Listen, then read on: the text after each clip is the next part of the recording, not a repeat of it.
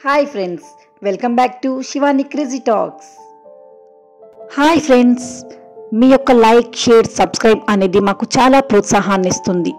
కాబట్టి ఇలాంటి మరెన్నో వీడియోస్ కొరకు ప్లీజ్ మా ఛానల్ని సబ్స్క్రైబ్ చేసుకోండి. నాన్న చనిపోయాక అమ్మ వేరే అతనితో. మా అమ్మంటే నాకు చాలా ఇష్టం. నేను ఎంత ఇబ్బంది పెట్టినా సరే తను మాత్రం ఒక్క మాట అనేది కాదు. నేను ఒక్కదాన్నే కూతురిని కాబట్టి నన్ను చాలా గారాబంగా పెంచింది. మా నాన్న నా చిన్నతనంలోనే చనిపోయారు. కానీ నాన్నతో నాకు చాలా జ్ఞాపకాలున్నాయి. ఇప్పటికీ రోజు నాన్న ఏదో ఒక సందర్భంలో గుర్తొస్తుంటారు. మా అమ్మ నన్ను నాన్న లేని లోటు లేకుండా పెంచింది. నాన్న పోయాక అమ్మే నాకు అన్నీ అయ్యింది. నాకు తను తప్ప మరో ప్రపంచం తెలిసేది కాదు. కానీ సడన్గా మా జీవితాల్లోకి మరో మనిషి వచ్చాడు. అమ్మ ఆఫీసులో పనిచేసే అంకుల్ మా ఇంట్లో ఉండేవాడు. మొదట్లో నాకు అతను ఎందుకు మా ఇంట్లో ఉంటున్నాడో అర్థమయ్యేది కాదు. నేను తనని అంకుల్ అంటూ ఉంటే అమ్మ నన్ను నాన్న అని పిలువనేది. అయినా నాన్న అని ఎందుకనాలో కూడా నాకు తెలియదు. అతని మీద నాకు చాలా కోపం వచ్చేది. తను మా నాన్నలా లాలించడు, నాకు కబుర్లు చెప్పడు. కానీ అతను నాన్న అని పిలవమని చెప్పేవాడు. అంకుల్ నాకు చిన్నప్పటి నుంచి నచ్చేవాడు కాదు. నాకు అతనిపై వచ్చే కోపాన్ని ఎవరిపై చూపాలో కూడా అర్థమయ్యేది కాదు. అందుకే పిచ్చిదానిలా ఒక గదిలో కూర్చొని ఏడ్చేదాన్ని. కానీ అమ్మ, ఆ అంకుల్ మాత్రం చాలా హ్యాపీగా ఉండేవారు. ఇద్దరు సంతోషంగా మాట్లాడుతుండేవారు. ఇద్దరు ఎంజాయ్ చేసేవారు.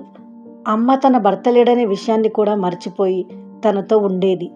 వాళ్ళిద్దరూ అలా ఉండడం నా కళ్ళతో చూసినప్పుడల్లా నాకు మండిపోయేది. మా నాన్న ప్లేస్లో ఉన్న ఆ వ్యక్తిని చూసినప్పుడల్లా నాకు కోపం ఎక్కువగా వచ్చేది. కానీ ఏమీ చేయలేకపోయేదాన్ని. తనపై ఉన్న కోపాన్నంతా వేరే వాళ్ళపై చూపేదాన్ని. కాస్త నాకు వయసు వచ్చాక మా అమ్మను నిలదీశాను. అతన్ని ఎందుకు ఇంట్లో పెట్టావని కోపడ్డాను. నా ప్రశ్నలకు అమ్మ ఇలా సమాధానమిచ్చింది. మీ నాన్న మరణించాక అన్ని విషయాల్లో నాకు కష్టంగా అనిపించింది. అందుకే తనని నా జీవితంలోకి ఆహ్వానించాను అంది. తను నా జీవితంలోకి వస్తే ఎలాంటి సమస్య ఉండదనుకున్నాను. కానీ ఆయన విషయంలో నీతో నిత్యం నరకం చూస్తున్నాను. మీ నాన్న చనిపోయాక ఆయననే నాపై ఎక్కువగా ఆసక్తి చూపారు. ఆయనకు అప్పటికీ పెళ్లి కాలేదు. చాలా మంచి వ్యక్తి. అలాంటి వ్యక్తిని రిజెక్ట్ చేయడానికి నాకు ఎలాంటి కారణాలు కూడా కనిపించలేదు. అందుకే ఆయన్ని నా జీవితంలోకి ఆహ్వానించాను. కానీ సేమ్ మీ డాడీలాగా తను నీపై ప్రేమ చూపలేకపోయేసరికి ఆయన్ని అసహ్యించుకుంటున్నావు. నీకు చిన్నప్పుడే ఆయనపై విరక్తి కలిగింది.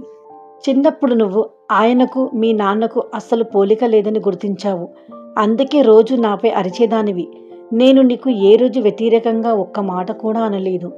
ఆయన నాతో పాటు నిన్ను కూడా బాగా చూసుకుంటానని నాకు మాటిచ్చాడు.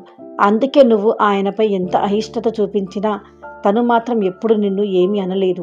మేమిద్దరం నీ గురించి ఆలోచించి కలిసి ఉండాలని నిర్ణయం తీసుకున్నాం. నేను ఏనాడు ఆయనతో అలా గడపాలని కానీ ఏదో ఒక విధంగా ఉండాలనుకోలేదు. నా కూతురికి తండ్రి లేడు అని లోటు ఉండకూడదనే భావించా. తండ్రి లేని అమ్మాయి అంటే సమాజంలో చాలా చిన్నచూపు ఉంటుంది. ప్రతి ఒక్కరి కన్ను నీపైనే పడుతుంది. ఆ ఇబ్బందులు నీకు రాకుండా ఉండాలనే ఆయన్ని నేను పెళ్లి చేసుకున్నాను. కానీ నువ్వు ఆ విషయం గ్రహించలేక నేనేదో ఇష్టపడ్డానికి మళ్ళీ పెళ్లి చేసుకున్నానని అనుకున్నావు. నీకంటే ఎక్కువగా నాకు మీ నాన్న గుర్తొస్తాడు. నా జీవితంలో ఇప్పటి వరకు నేను ఆయన్ని తలుచుకునే క్షణాలే చాలా తక్కువ. మీ నాన్న లేడనే బాధ నుంచి బయటపడేయాలని ఆయన ప్రయత్నించేవాడు. అంతేకాని నా బాధలను పట్టించుకోకుండా నన్ను అలా చేయాలి అని తనకు లేదు. మీ నాన్న పోయిన తర్వాత మనకు అండగా నిలిచిన వ్యక్తి తనే. మగవారు లేని కుటుంబం అంటే అందరికీ చులకనే. ఆయన లేకుంటే సమాజంలో మనం ఇంత దర్జాగా బతకలేం. నేను ఎందుకు ఆయన్ని పెళ్లి చేసుకోవాల్సి వచ్చింది? మా వీడియోస్ కనుక మీకు నచ్చినట్లయితే లైక్ చేయండి, షేర్ చేయండి. మరిన్ని వీడియోస్ కొరకు మా ఛానల్ని సబ్స్క్రైబ్ చేసుకోండి.